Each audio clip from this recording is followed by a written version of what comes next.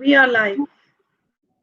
A very good evening to everyone. Welcome to the Building the Future Together 2.0 series. Today is our seventh episode of the second series. We host this series on every Friday in the evening. We started with this series to cultivate the spirit of collaboration. Do subscribe to our channel to keep yourself updated on latest trends. In case you want to be featured in this series, kindly write to us on EA Impact PR, ea@impactpr.in.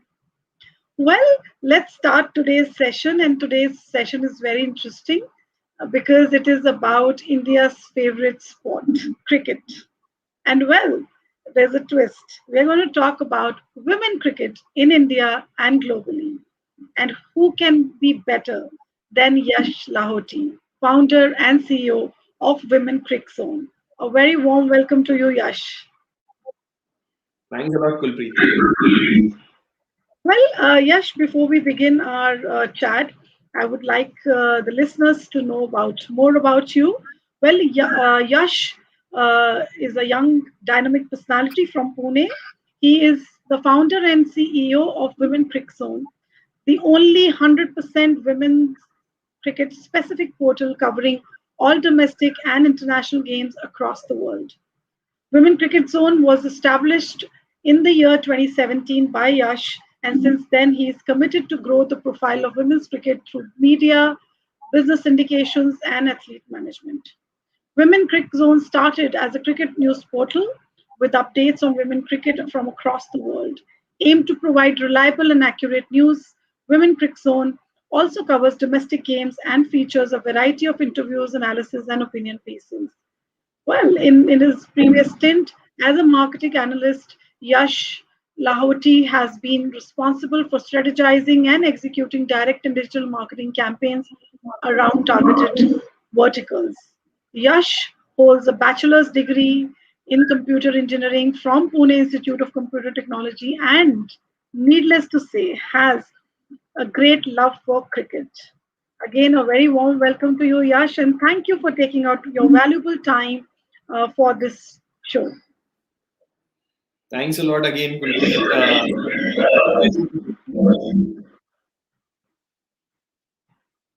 Well, before we start our, chat, let me share a brief facts of Indian women cricket, which I know, I'm sure that we will learn a lot from you today.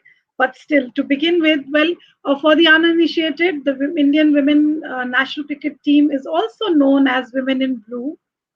Uh, India made Test debut in women cricket in 1976 and the one day international debut in 1978. And well, India has been making to World Cup final in 2005, 2017, and we're also in the semi-finals for 1997, 2000, and 2009, and has been growing since then. So this is just a very minute facts of women cricket. So Yash, start by telling us the history of women cricket in India and internationally, and we'll build on our chat thereon. Yeah, I think so.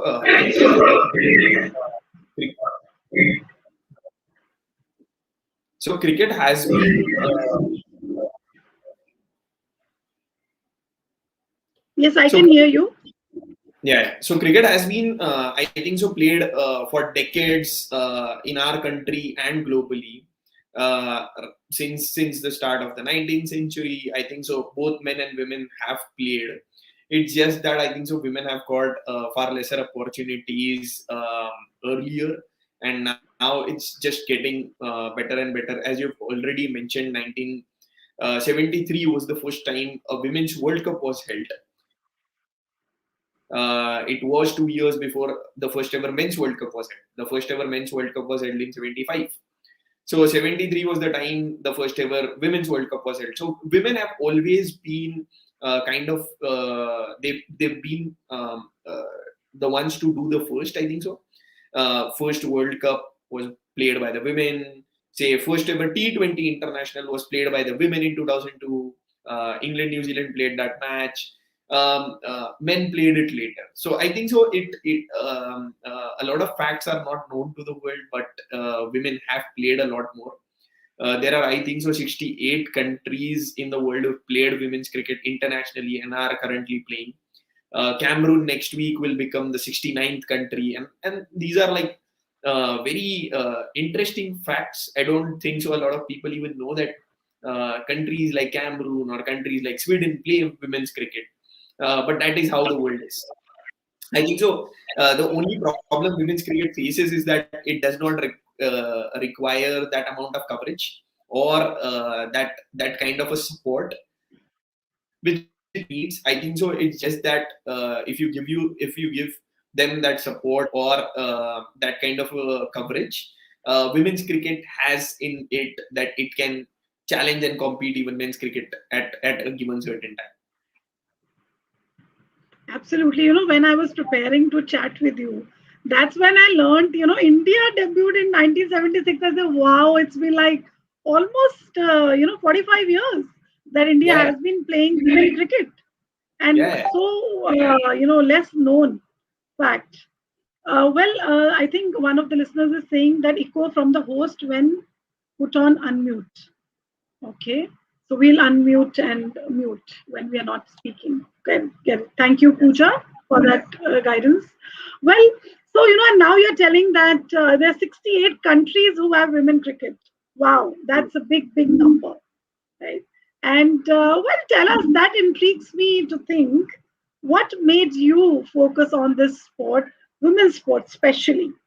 And as you know that there has not been so much of focus on this sport. So what made you focus on this, and how you started women cricket? I think so. I've always been a cricket fan, and I've always seen that. I think so. The first time I saw a women's cricket match was in the late 2000s. I used to watch. I think so. Only the semi-finals and finals of ICC events used to be telecasted, and that's what I used to watch. I still remember England playing with Claire Taylor, Sarah Taylor, and Charlotte Edwards in their top three. That is my earliest memories of women's cricket. And I after my graduation, I just got more time to basically watch the sport I love. During my say 11th 12th or my graduation, there was not enough time to watch the sport, but after that I have spent equal time watching both men and women's cricket. And the year 2017, I think so, it stuck that was the time India reached the finals of the Women's World Cup, played England in the finals at Lord's. It was a sold out crowd. A lot of people watched that particular tournament. It was 180 million people who watched that tournament, of which 156 millions were from India. So 83%, yes, the Indians were loving the sport that they love, just with a different gender. I see. And I just thought that, oh, okay, if there is enough media coverage, if there is enough growth, I think so this can become the second best sport in the country after men's cricket. So that is where I thought it all started. And uh, uh, then a year later, what happened was, so I just started with the social media platform. A lot of people just started messaging that, oh, okay, let's start a website, because that is where you can put up all the information and everything that the viewers want. I didn't have that much time because I was working somewhere else, and I just asked the people that, can you do it for me? And then a lot of people told that yes, we can. So a lot of people, some other people started the website and everything, started putting up content. About say 4 months later, in March of 2018, I was at the Bribron Stadium in Mumbai watching an Australia versus England game. It was a women's game, and there was a try series for the week. So Thursday I was there. I was watching the game, and there was a little girl in her white. She was 11 years old at time, so should be 14 now. Durga was there sitting in the crowd. I was just sitting back of her, and like 100 meters away from our place was the place where the commentators were coming and going. So I think so that was the moment Durga was trying to approach those commentators, the security wasn't allowing her. By then, Women's CricZone's Twitter handle had about 4,000 odd followers, and a few former women cricketers turned commentators who were there in that box. A couple of them used to follow us. So I asked her dad that, can I take a picture of us? Her dad said, okay. I just took a picture of hers. I just wrote a tweet that the smiling girl wants to meet the commentators, isn't being allowed, and all those things. And in about a minute or two, I remember commentator player Melanie Jones just messaging, just replying to that tweet, hang her tight, we are coming. And those commentators came, they sat with her for about 10 odd minutes in the crowd, signed her bat, spoke with her. I think so this made her day. Isa Gua even told her that, come on this Sunday, we meet the cricketers. So the time she came on Sunday, Isa helped her meet all the India and England cricketers. And I think so that's what made her day. And that is where I also thought that, oh, okay, I need to take this up seriously, leave up my current job, do this full time. And that's the only way I can actually think about growing the game, through whatever ways and means I can. This was the turning point, and that's how Women's CricZone has been built. You're on mute, Kulpreet. Well, that's some journey. And as you were telling us, you started from social media. So then you shaped up to a website. And now what? How have you developed? It's been like now, I think, 4 years. So Yeah. how have you developed the journey of Women CricZone? So I started with social media. I started with social media in 2017. In 2018, the website got carved. We still continue running website. After that, I left my job. We've covered now multiple World Cups. We've covered multiple international series on ground from the desk. COVID has put us back on the desk. We haven't been able to go on ground a lot in the last year. In the year 2019, we always wanted to do this, and our consulting editor Sunandan really gave this idea that we should start a print come digital magazine. This is where we can reach out to top people, the influencer category people. That is what we did in 2019. So we bring up a magazine every 6 months. The first edition was in May 2019. We've now launched fourth. The fifth one is coming up. So there are a lot of things that have happened. So 4 editions of the magazine done, fifth one coming up. In the year 2020, a year later, we started with the award show. We did the first award show in Bhubaneswar. About 50 odd cricketers had attended that show. We've got strong support by the BCCI in both our magazine launch and the award show. We plan to do the second edition of the award show in February of 2022. Fingers crossed, because we haven't been able to do it this year due to the COVID circumstances. Next, after the award show this year, we've now got ourselves into the world of broadcasting. We've been able to get three broadcasting rights are signed officially out in the public. There are a few more in the pipeline. So we are going to stream a lot of cricket matches also on our channels, and I think so. That's a fair bit of journey that we've covered. Every year we've tried to innovate ourselves, bring something to the table, and I think so. That is how that's how our little effort to change the game has been. Wow, thanks. Well, as you said that women cricket has been there since 1973, and we now know that India has been playing since 1976. Almost, I think, 44, 45 years. And somehow I feel that in last 4 years or 5 years is that the Indian cricket has really got some attention. Some attention. I would not say full attention, but still some attention from maybe sponsors, some attention from the government.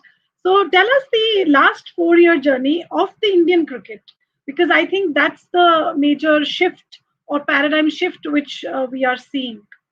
So throw us light on that. So Kulpreet, if we take back, so India has reached 2 ODI World Cup finals. The first one was in 2005. That time, the situation was such. Uh, uh, you may not know this, but there was one single person who had sponsored the entire cricket team. That person is very famous. Her name is Mandira Bedi.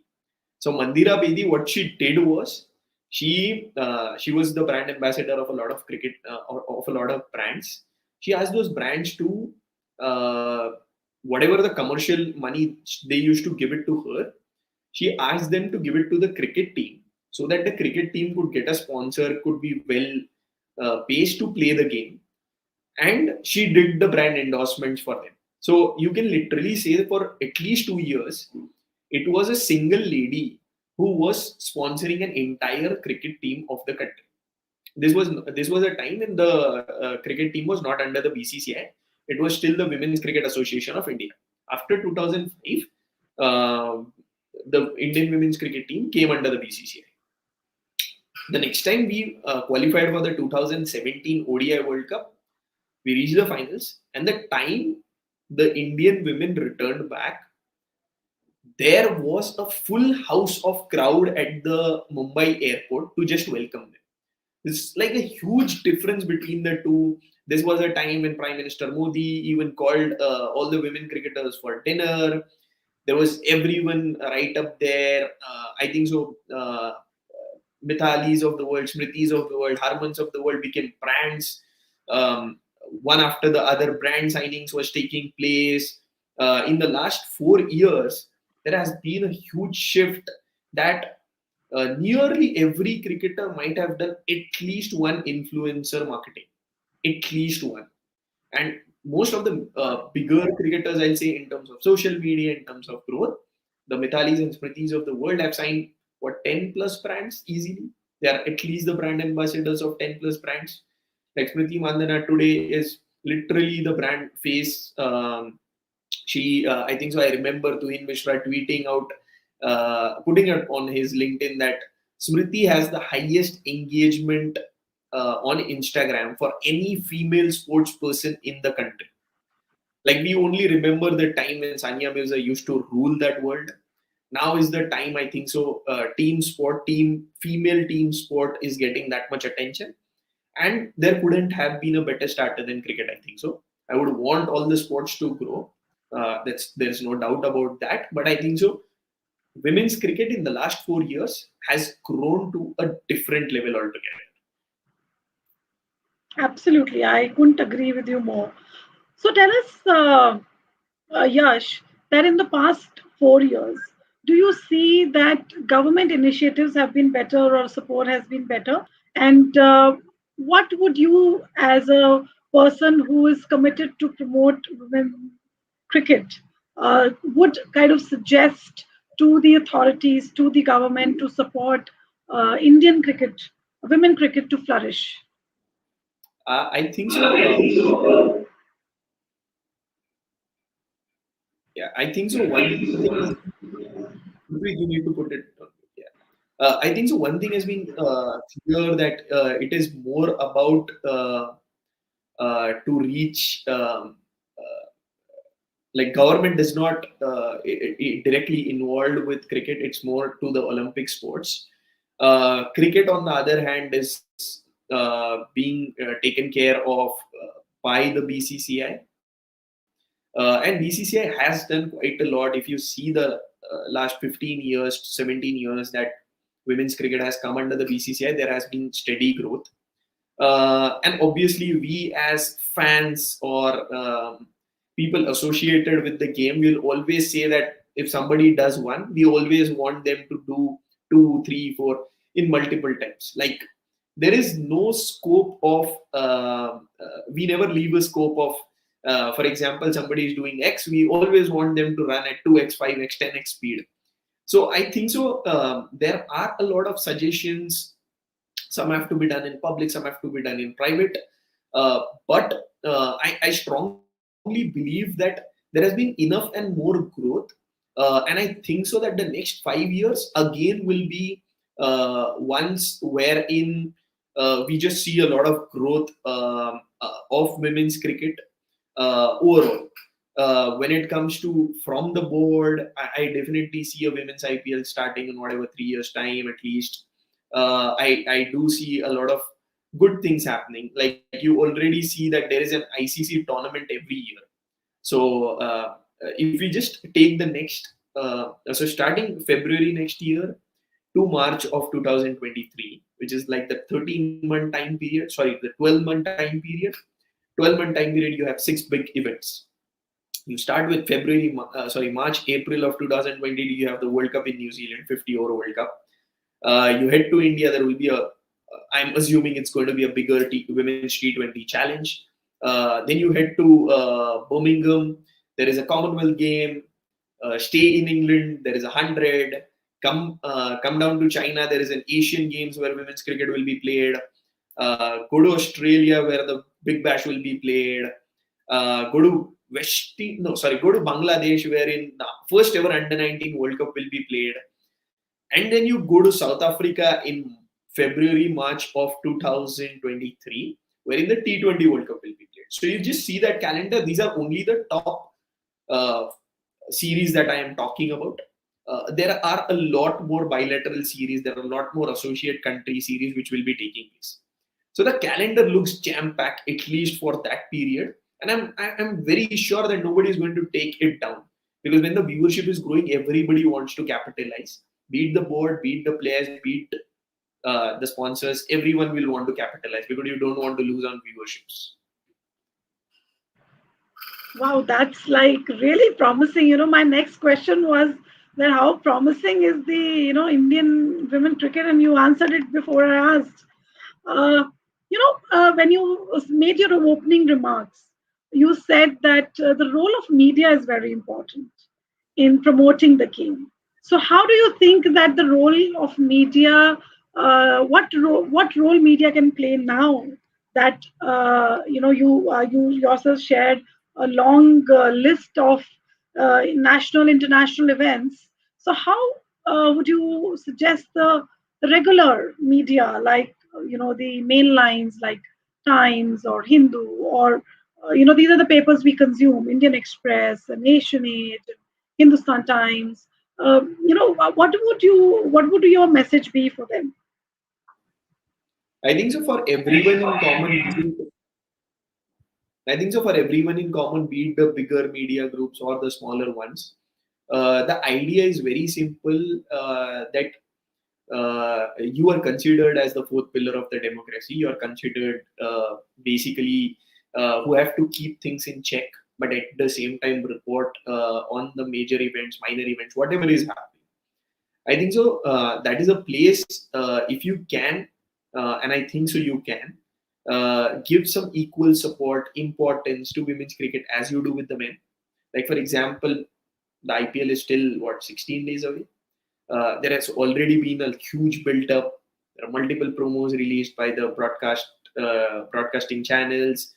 I think so. Overall, globally, there has been a uh, huge support. I think so. Whenever there is a women's tournament beginning, for example, there is an England versus India Test series that is going on in the UK right now, and there is a huge build up. Everything, right from commentators, players, everyone basically starts putting out tweets, information, this, that. But when it comes to, so at the same time, 16 days away is, 18 days away is the first Australia versus India series. India has toured to Australia. Today is the day 4 quarantine of the women in Brisbane. Nobody's talking about it. Like, I don't even know that, do a lot of people know about that the Indian women are right now in to play a tournament which starts on the 21st of this September. So I think so that's the difference. When you do interviews with players, when you do a lot of analysis and talk to former players, I think so 100 things can be done. And when media does this, automatically, because see, for example, Kulpreet may be reading Indian Express, I may be reading Times of India. Indian Express may be covering Times of India, maybe not. I'm just giving random examples. If that is happening, imagine you're getting the info, I'm not. But at the same time, when you see the IPL, it is just like every organization doing their full-fledged thing.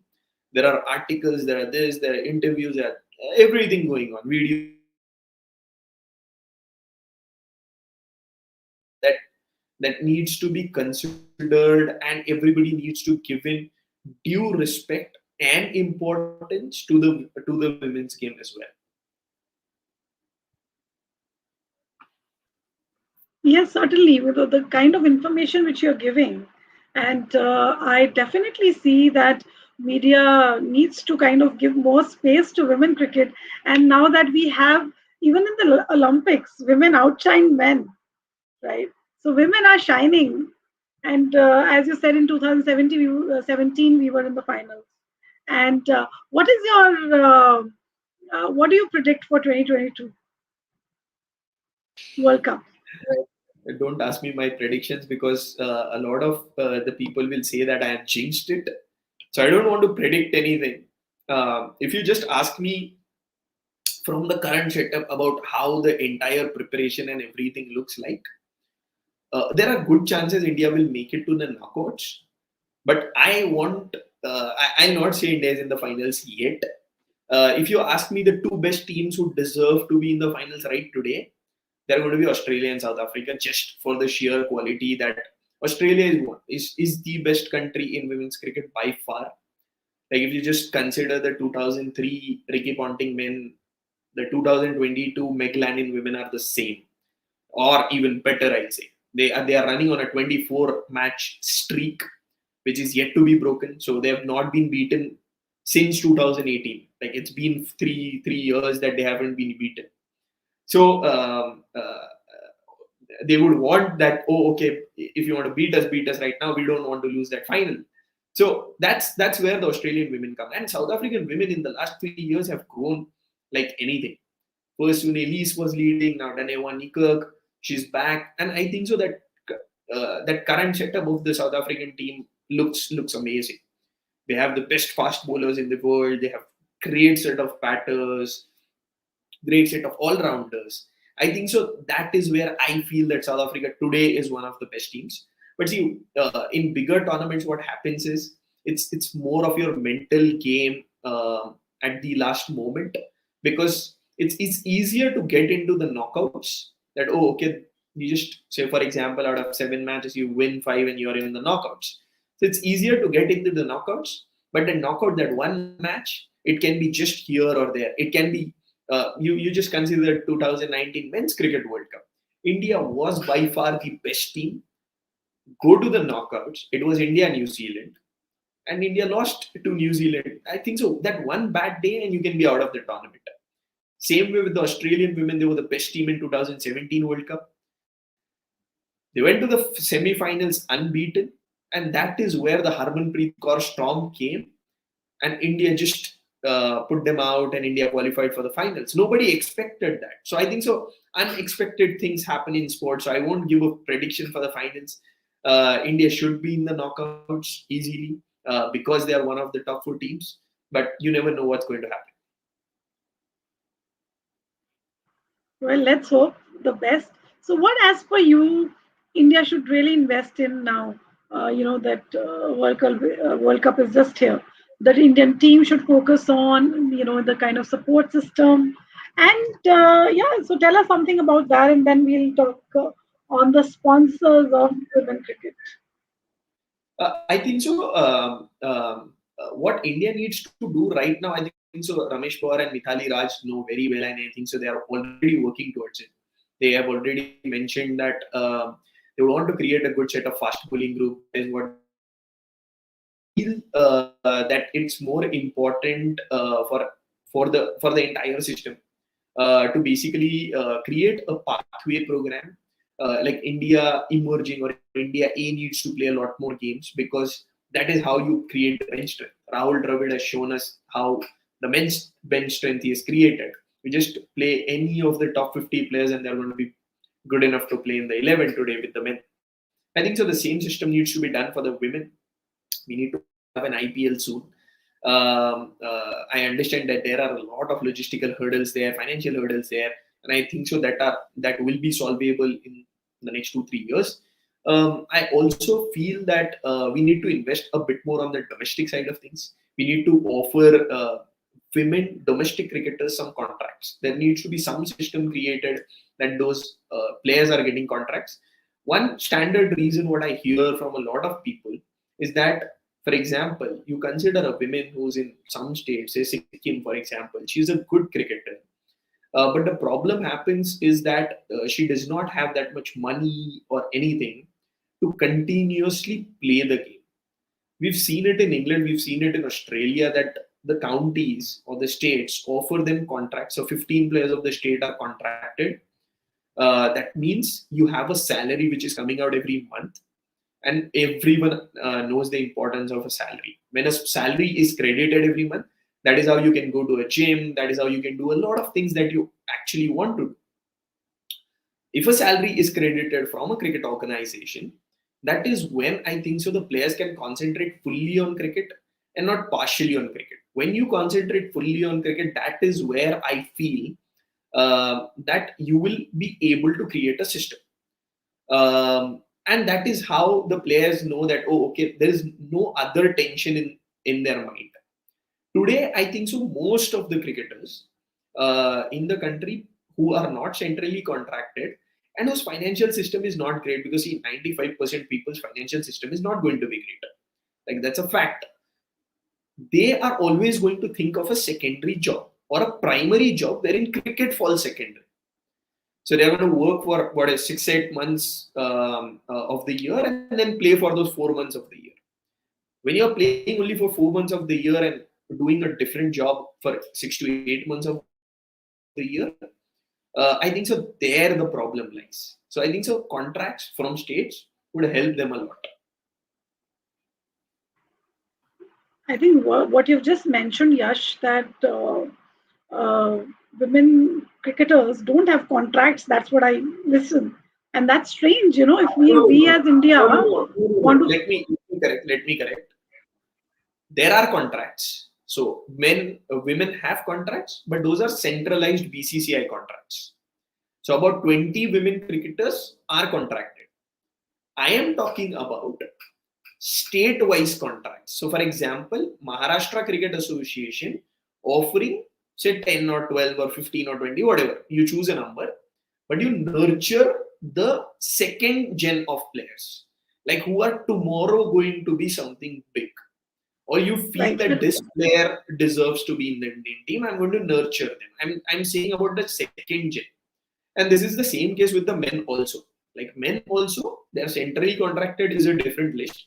So I'm not talking about the centrally contracted people. I'm talking about people who are not centrally contracted, but the state should nurture them. So for example, just consider this. The BCCI can only contract say 20 odd people, or it can increase to 25, 30. But it's not going to be huge. State-wise, if every state decides to contract 10 cricketers and pay them 5 lakhs an annum, 6 lakhs an annum, something like that, which is a standard fee for any professional like you and me, that helps. Those 5 and 6 lakhs will help, because then the player does not have to do any other job. We have 37 cricket associations in the country. If every association puts 10 players, you automatically have 370 players who are contracted today. Now, if 370 players are contracted, imagine the firepower you are going to create at the top. So 30 players by the BCCI on an average, 20, 30 players, 370 here. So 400 players are contracted tomorrow. And you need to pay them a basic amount so that that tension from their head that they have to take care of the family, take care of themselves is out. And they are able to do a lot of good things for themselves. I think what you're saying, Yash, is very valid. I am just thinking that how come the state governments and the ministries are not thinking about it. Whereas you as a young person, dynamic person, is thinking, how come they are not thinking? And the kind of investment you're talking about in the cricket, in terms of the packages, is not that high. It's a pretty reasonable thing, and as a country, I think we can afford to do that. I don't know association, so I don't know how the entire system works. What is the kind of financials they have? This is just a suggestion from somebody who's sitting on the outsiders. I don't know what the situation they are in, so I can't comment on exactly what they can do and they cannot. This is just a random suggestion from somebody who's seeing it from the outside. And I don't even know whether that 5 lakhs or 6 lakhs is going to help. It may even be that 10 lakhs is the bare minimum. Because Yeah, I get players that. have a different set of requirements. It's not like a person like me whose requirements are limited. It's not like that. They will have to do specialized gym, protein, pre-workout, post-workout, a lot of those things. So I exactly don't know how that system works. But this is, and it's not with the women alone, it's with the men also. The situation is more or less the same. Yes, I get that. But if we see, we know that Indian men cricket is a glorified sport, and women is just not as compared to men. And there's a discrimination we definitely see as outsiders. And we have a question from one of the listeners. He's saying, then So, why there is discrimination in the same so sport? one thing I want to make it clear, I don't see a lot of discrimination. I will say the reason why. Because if you consider women's cricket under BCCI is only 17 years old. Men's cricket under BCCI is more than 40, 50, whatever, some decades old. So it has taken BCCI those many number of years, two World Cup wins, two 50-over World Cup wins, one T20 World Cup win, and a lot of effort to come there. Like we can't expect something that has happened for 50 years to come to the women in 20 years time or whatever. I think so, but the number of years are obviously going to reduce. We're not going to wait for 50 years. But we need to cut some slack and say that, oh, okay, uh, this is going to happen in 3 years' time or 5 years' time or something. We need to put up realistic goals than being unrealistic here. Right.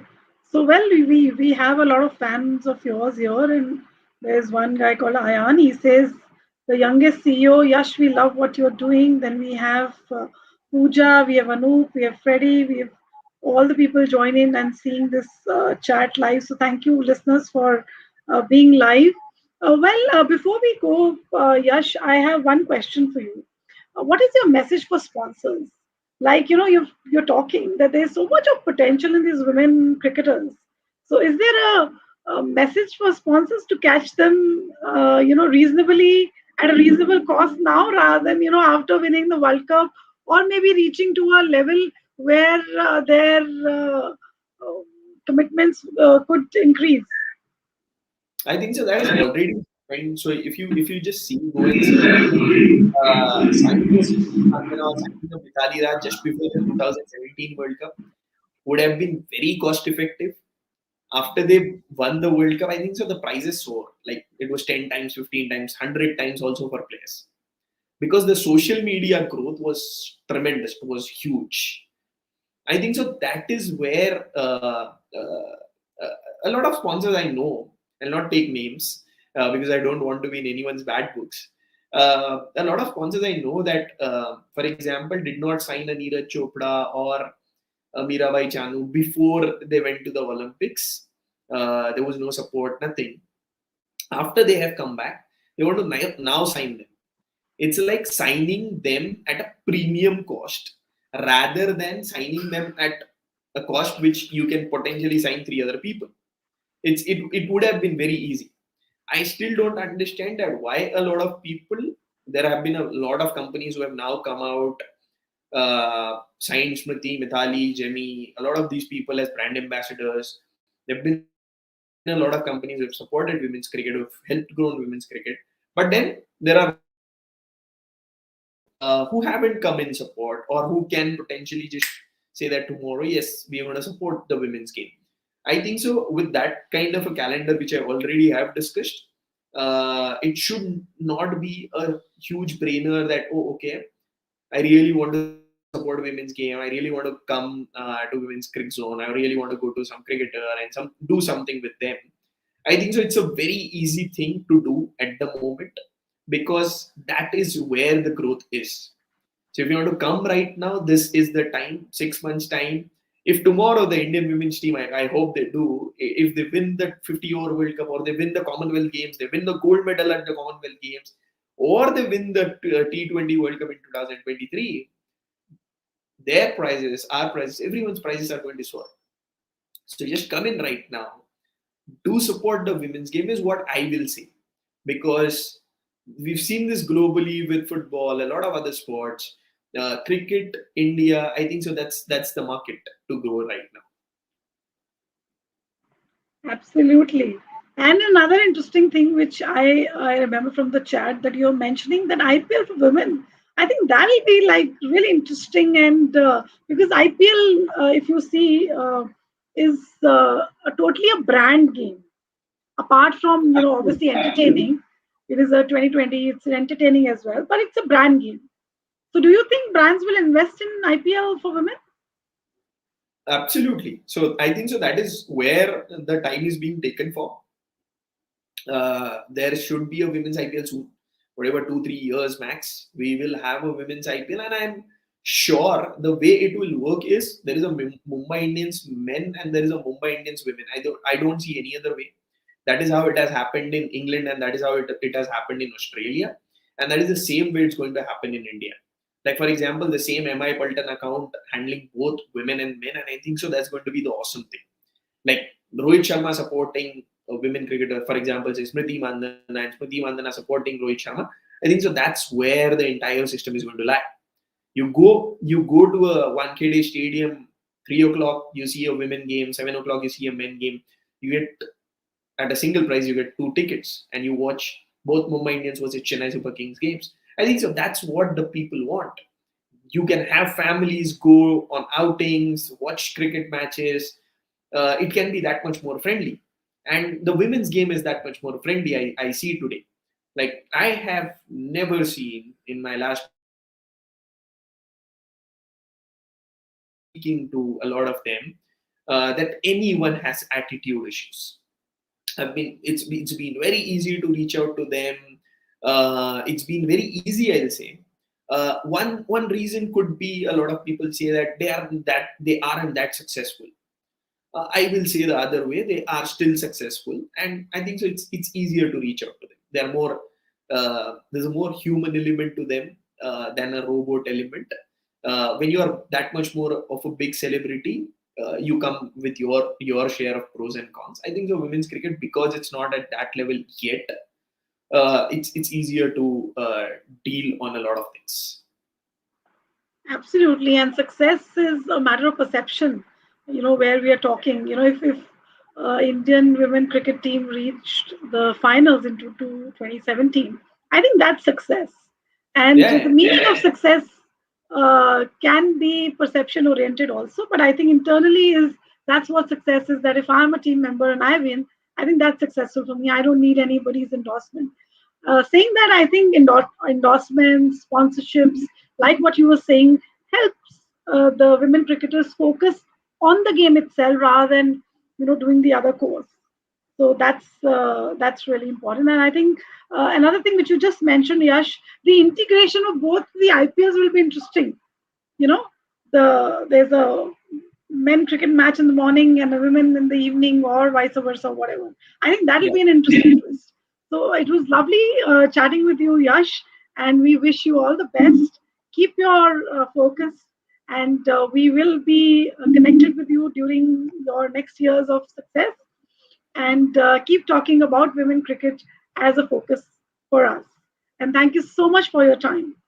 Thanks a lot, Kulpreet. Thank you. Thank you, listeners, for coming live once again, and keep coming live on every Friday with us on Building the Future Together series. Thank you, Yash. Thank you, everyone. Thank you, listeners, for being on the show. Thank See you. you next Friday.